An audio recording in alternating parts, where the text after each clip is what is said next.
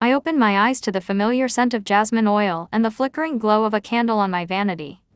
The room, adorned with the luxurious silk curtains I had once adored, was unchanged.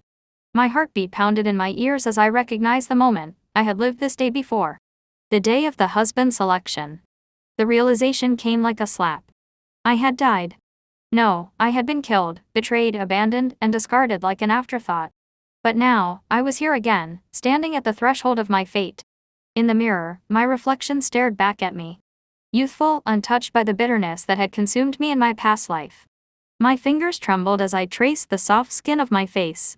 Was this truly a second chance? A voice broke my trance. Adeline, are you ready? I turned sharply. My sister, Celeste, stood in the doorway, her dark eyes glinting with something unreadable. My stomach twisted. I could hear her thoughts now. This time, I have to take the best husband before she does. A cold laugh almost escaped me. Oh, how naive I had been before. How I had thought I was the one who had chosen Mike, the gentle, charming doctor, when in reality, Celeste had merely discarded him after suffering in her own marriage. She had manipulated me into taking her place in a nightmare. I straightened my back. This time, I would not be her pawn.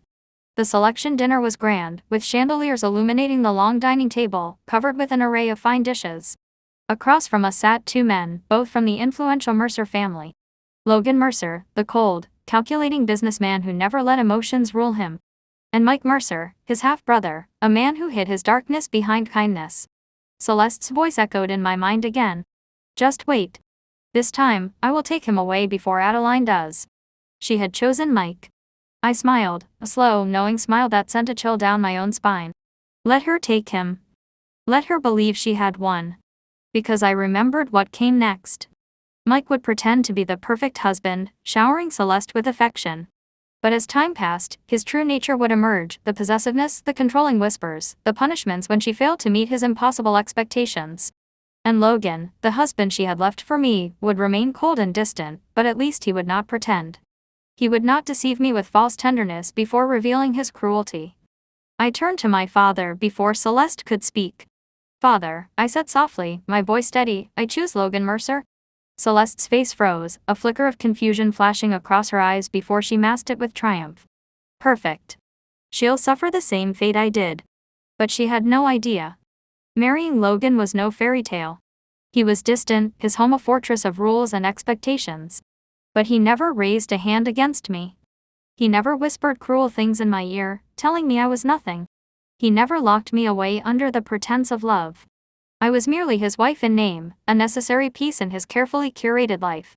At first, I thought I could endure it. But loneliness crept in, wrapping its cold fingers around me. My heart ached for affection, for warmth.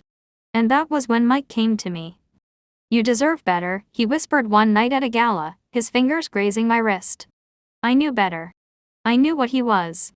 And yet, I longed for the attention. The desire. When he kissed me, I didn't pull away.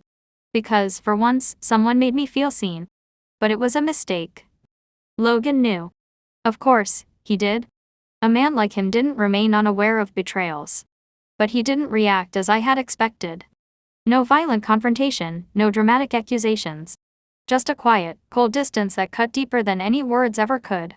You will regret this, he said simply one evening as he buttoned his cuffs, preparing for another late night at work. I already did. Mike, once he had won me, grew bored. The same cycle that had repeated in my past life began again, his impatience, his punishments, the way he made me feel small. And Celeste. She was thriving. She had taken my place in Logan's household, whispering to his mother, gaining favor. She had played the game better than I had, and I had lost. Again. I was drowning. The poison came slowly, seeping into Logan's wine over months. I had not planned it, I was not the mastermind. But I did not stop it either.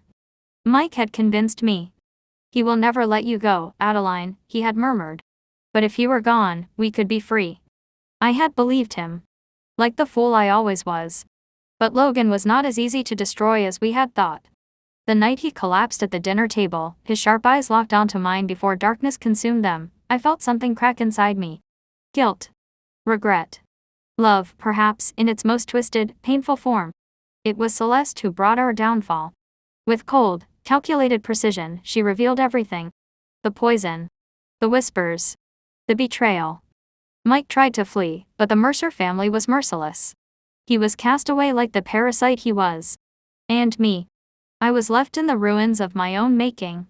Logan survived, but he never forgave me. I had always thought love was something to chase, something to possess. But I had never understood that love, true love, was something freely given, not stolen. As I stood in the empty halls of the Mercer estate, awaiting my exile, I realized that I had never truly been unloved. I had simply never known how to receive it. In my next life, should there be one, I would choose differently. Not a man, not power, not revenge. But myself. And perhaps, that would finally be enough.